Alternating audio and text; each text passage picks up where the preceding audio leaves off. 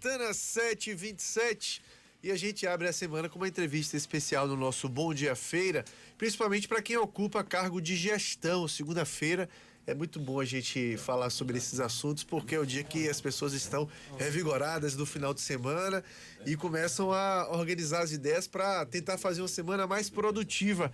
E a gente vai conversar sobre o livro As 5 Atitudes do Líder com Credibilidade. O livro reúne as melhores estratégias para o novo líder, para todo novo líder, e que devem ser adotadas antes de assumir essa posição. A gente vai conversar com o meu xará, Fernando Manuel de Matos Cruz. Ele é médico, palestrante e gestor organizacional. Formação em pediatria com habilitação em medicina do adolescente, especializações em administração hospitalar pelo Instituto de Administração Hospitalar e Ciências da Saúde e de Regulação do SUS pelo Hospital Sírio-Libanês em São Paulo.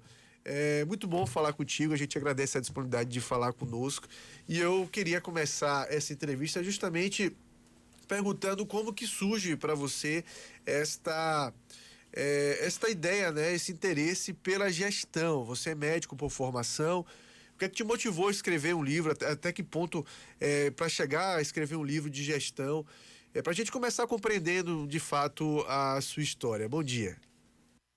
Bom dia, Fernando. Bom dia, Feira, todos os seus ouvintes e quem está nos assistindo. Realmente, paralelamente à minha carreira de médico pediatra, eu tive participação em clubes sociais esportivos aqui de Porto Alegre. Cheguei a ter cargo de direção na Sojipa, que é um clube formador de atletas. E essa carreira paralela me colocou em contato com o esporte. Eu acompanhei a formação de atletas e vi a importância de mais do que gestão, de liderança. Porque o modelo antigo de gestão e de liderança, por que não, focava muito em autoridade e controle, né? A clássica frase de manda quem pode e obedece quem precisa. E nós vemos que obediência a autoridade gera obediência, mas a verdadeira liderança é inspirada por um líder. Então, a partir daí, eu juntei nesse livro atitudes, a partir de exemplos, vivências que eu tive na minha vida de médico e também na minha vida de gestor de esporte. E um episódio particular me mostrou isso, que eu rapidamente relato para vocês.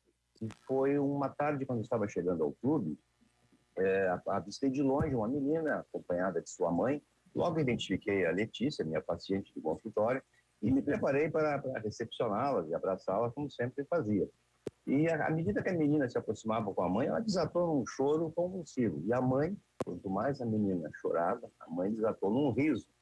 E a mãe ria cada vez mais e a criança chorava cada vez mais. Quando cheguei perto, eu perguntei: o que houve, Mara, com a Letícia? E a mãe, mal contendo o riso, me disse assim: doutor Fernando, o senhor não vai acreditar. Nós estávamos na piscina e eu disse para ela: vamos embora, coloca o roupão. E ela não quis colocar o roupão, o abrigo. E eu disse para ela: coloca já esse abrigo, senão eu vou chamar o doutor Fernando, ele vai te dar uma injeção. E aí o senhor apareceu, doutor.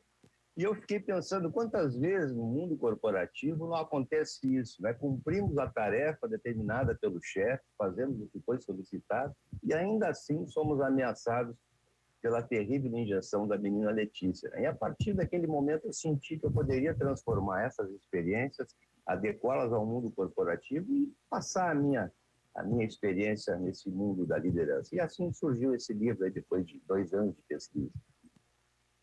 Liderar é uma tarefa das mais desafiadoras, né? Muito se fala, a gente muito ouve falar, sobretudo no ambiente organizacional, que a diferença entre o chefe e o líder.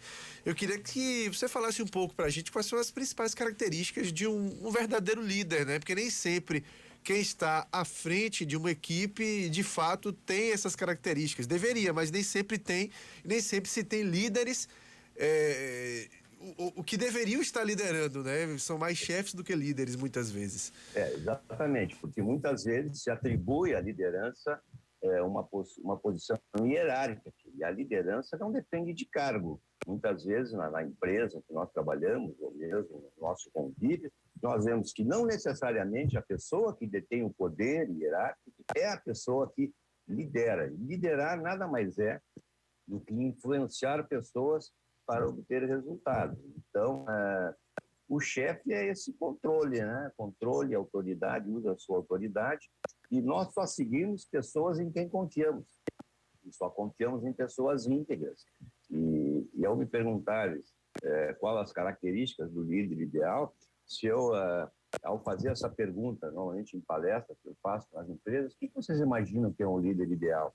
E as respostas são as mais variadas, mas todas numa mesma linha, ou seja, eles dizem, o líder tem que ser inspirador, tem que ser motivador, ele tem que ser empático, tem que preocupar-se com seus liderados, ou seja, as características que aparecem não são assim, ele tem que saber fazer tabelas Excel, tem que dominar a matemática financeira, ou seja, não se exige de um líder apenas a tua capacidade técnica, apenas lidar com números. Então, eu diria que o líder, para mais do que lidar com números, ele tem que lidar com as pessoas, que são as pessoas que geram os números e vão gerar os resultados. Então, liderar é inspirar pessoas.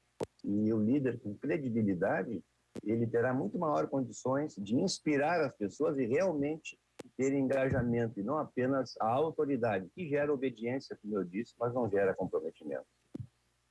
E as características de profissionais que exercem cargos mais altos hierárquicos, muda de região para região? Por exemplo, fala-se muito de modelos de liderança, né?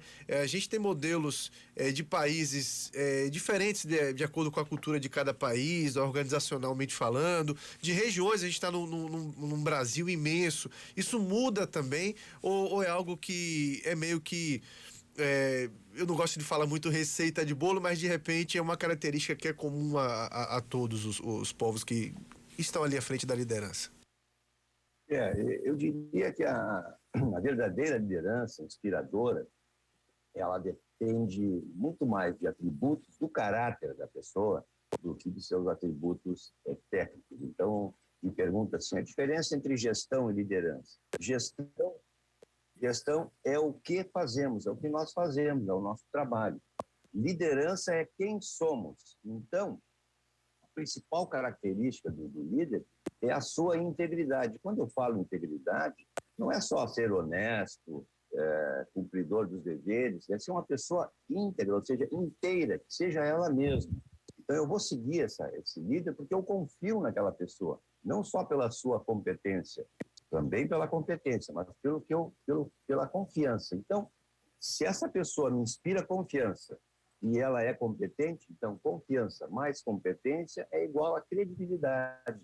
E aí os modelos de liderança, eu te diria que existem vários modelos. A gente vai vendo nos livros, na literatura, tem o líder empático, o líder autoritário, o líder organizacional, tem vários tipos de liderança. Mas aí eu diria que isso é uma característica própria, que o líder deve ser como um exímio cirurgião que, dependendo da cirurgia, ele escolhe o instrumento adequado. Se é uma estrutura delicada, ele vai com uma tesoura delicada. Se é uma estrutura mais grosseira, uma cirurgia de traumatologia, por exemplo, ele vai com um instrumento um pouco mais agressivo. Então, da mesma forma, o líder tem que ter essa sensibilidade de lidar com a pessoa de acordo com como a pessoa precisa ser tratada, mas basicamente o que eu chamo, a característica principal do líder é o que eu chamo de PDF da coerência.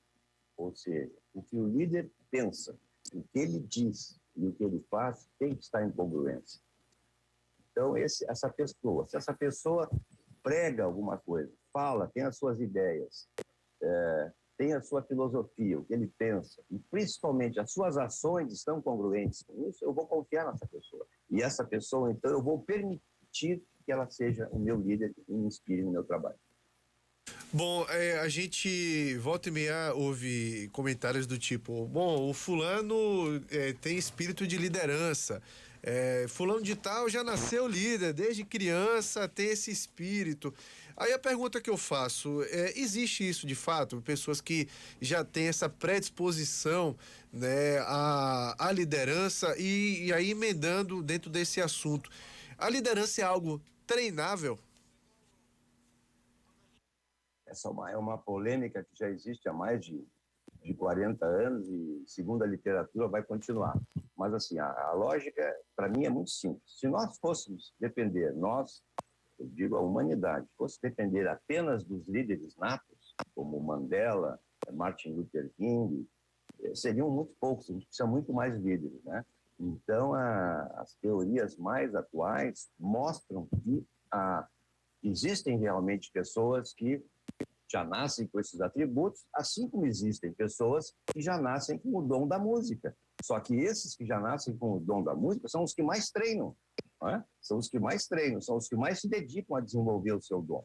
Então, eu diria sim, liderança é uma habilidade e ela pode ser desenvolvida através de atitudes. A pessoa começa com as atitudes, essas atitudes internalizam, tornam-se um hábito, esse hábito faz parte da personalidade daquela pessoa, e essa pessoa torna-se uma pessoa melhor. As pessoas ao redor dela também tornam-se pessoas melhores, porque acreditem em palavra de médico, esse comportamento é altamente contagioso, e então essa pessoa vai se transformar num líder. Então, diria, para finalizar essa pergunta, que liderança é difícil de ser ensinada, mas pode ser aprendida. Depende de esforço, disciplina e treinamento, com certeza.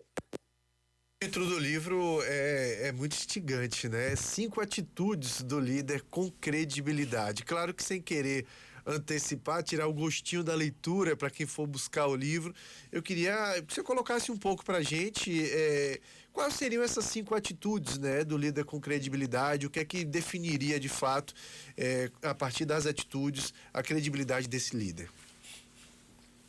Eu vou exemplificar contando a primeira atitude, depois posso falar rapidamente as outras. Como é que eu cheguei nessas atitudes? Observando tanto o comportamento na minha atividade médica, como o comportamento de formação de equipes vencedoras com atletas.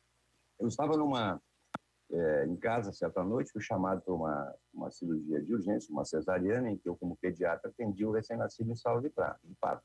E nós tínhamos uma equipe, há mais de 20 anos, a mesma equipe.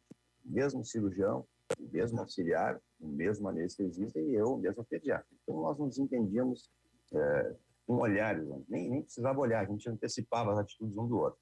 E chegando ao hospital, eu vi que o anestesista não era o da nossa equipe, tinha havido um impedimento qualquer, um colega novo, que nós não conhecíamos, e a cirurgia era de urgência, a criança precisava ser retirada do útero materno, e a anestesia, normalmente, é uma anestesia raquidiana, ou seja, a mãe mantém-se acordada para não anestesiar o bebê. E o colega não conseguiu fazer aquela anestesia, teve que fazer uma anestesia geral, o neném nasceu muito deprimido, teve que ser reanimado, felizmente correu tudo certo, mas eu depois no vestiário pensei, e se fosse o nosso colega, será que teria acontecido isso, sem desmerecer nenhuma crítica ao trabalho de colega, simplesmente por não estar na mesma equipe. Qualquer equipe que se muda na hora pode acontecer isso.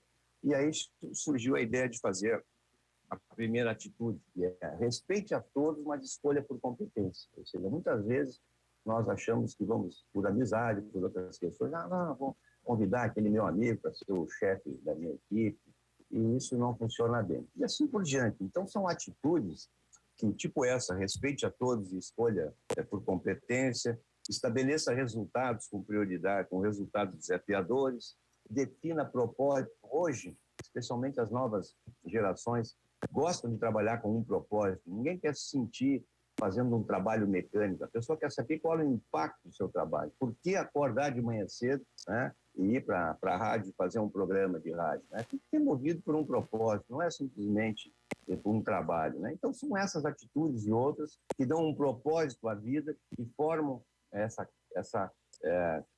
capacidade de inspirar pessoas e transformar-se no líder que todos gostariam de seguir. Essa é a finalidade do livro, ajudar as pessoas a se transformarem no líder que todos gostariam de seguir. Dr. Fernando Munel de Matos Cruz, médico, palestrante, gestor organizacional, que tem aí o livro As 5 Atitudes do Líder com Credibilidade. Muito bom bater esse papo com o senhor a respeito disso. É um assunto que vem no dia da semana certa, eu falava isso no começo da entrevista, né? Na segunda-feira as pessoas estão revigoradas no final de semana, todo mundo está planejando a semana, o que é que eu posso fazer melhor essa semana, e muita gente que recentemente assumiu gestão frente à equipe, muita gente que está galgando isso, está buscando isso na carreira. É um livro que, de fato, pelo próprio título, já instiga a leitura, né? As 5 atitudes do líder com credibilidade. Muito bom bater esse papo com o senhor, muito bom falar sobre esse assunto. E eu queria encerrar justamente sabendo onde encontrar o livro, né? Tem plataformas digitais para isso, é possível adquirir pela internet, como é que a pessoa pode adquirir as 5 atitudes do líder com credibilidade? Esse livro está nas livrarias, ele é da editora literária de São Paulo, mas também na Amazon, é o meio mais comum, vocês encontram facilmente. E será um grande prazer ter novos leitores, ter a honra de ser lido especialmente pelo pessoal aí da Boa Terra. Muito obrigado pela oportunidade, Fernando, um grande abraço e ótima semana a ti e a teus ouvintes. Amém, a todos nós. Começamos então com o doutor Fernando Manuel de Matos Cruz, médico, palestrante e gestor organizacional, que está com o livro As 5 Atitudes do Líder com Credibilidade. Pois é, meu amigo.